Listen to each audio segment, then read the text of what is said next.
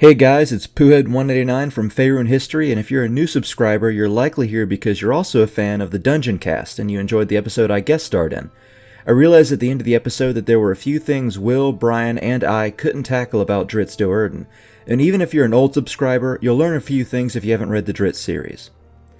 So, how this video will work is that I'll give you the goods first, which will be a few facts about the series, most notably the facts stated in the video title, which is where a beginner should start when they want to read the series. After that, I will spend a minute discussing the episode I was in with Will and Brian, and then for a minute after that, I'll give an announcement or two for the channel.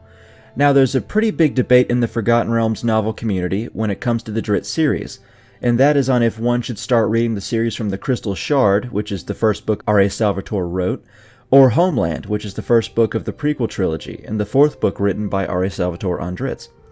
Of course, far be it for me to dictate how you begin a series, but I will tell you how to best start objectively, and that is with the Crystal Shard.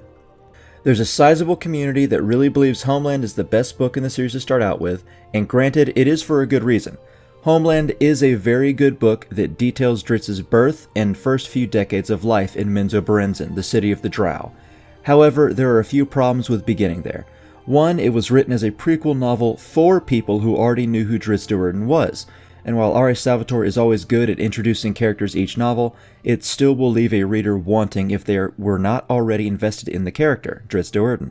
A new reader, while engrossed, might find him or herself asking, "Why should I care?" Not only that, but Homeland is the start of the retconning canon that R.A. Salvatore began. You see, like I touched upon in the podcast episode, Drizzt in the Crystal Shard is 200 years old, theoretically, with a male panther companion. And by theoretically, I mean like they had him at 200 years old, he just never stated to be. He's treated, while not venerable, as still a wise and learned counsel and companion up to his friends, and they treat him as they would an elf that has seen at least a century or two. After the Homeland trilogy, the tone slightly changes.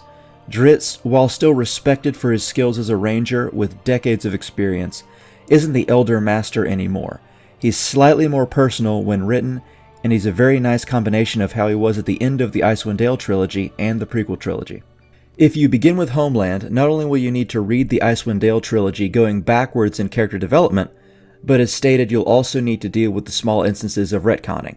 The Crystal Shard is also a very good standalone book that introduces his companions in a very organic way, and it shows how his relationship with them develops as well.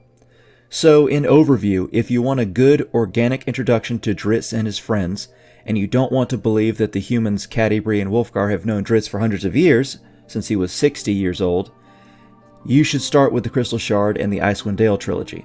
Something to note that's fairly funny is that 2 out of the 3 of the books of the Icewind Dale trilogy is actually not set in Icewind Dale, but you'll still enjoy it. Now that we tackled that, I'm also going to give a brief summary on 3 characters I forgot to mention in his Friends and Enemies section of the podcast.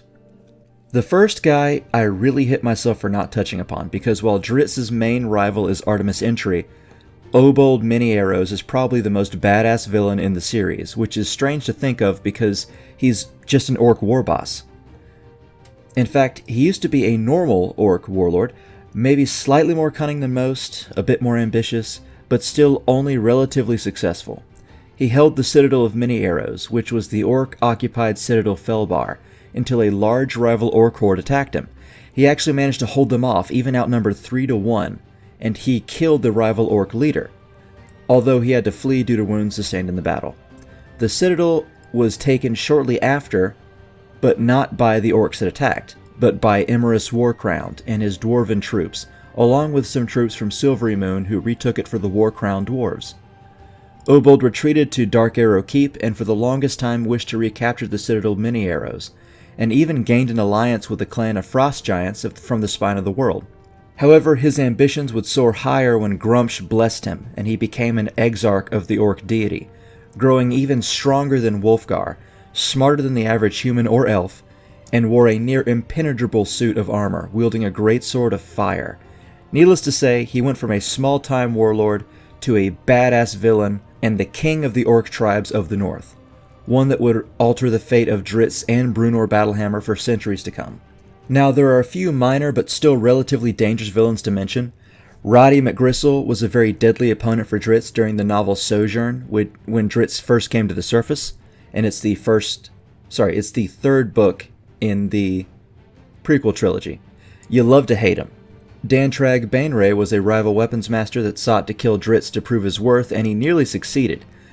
One of his more recent rivals is Dantrag's grandson, Tiago Bainray, who wished to kill Drizzt for a similar reason his grandfather did, though he was not as of yet a weapons master.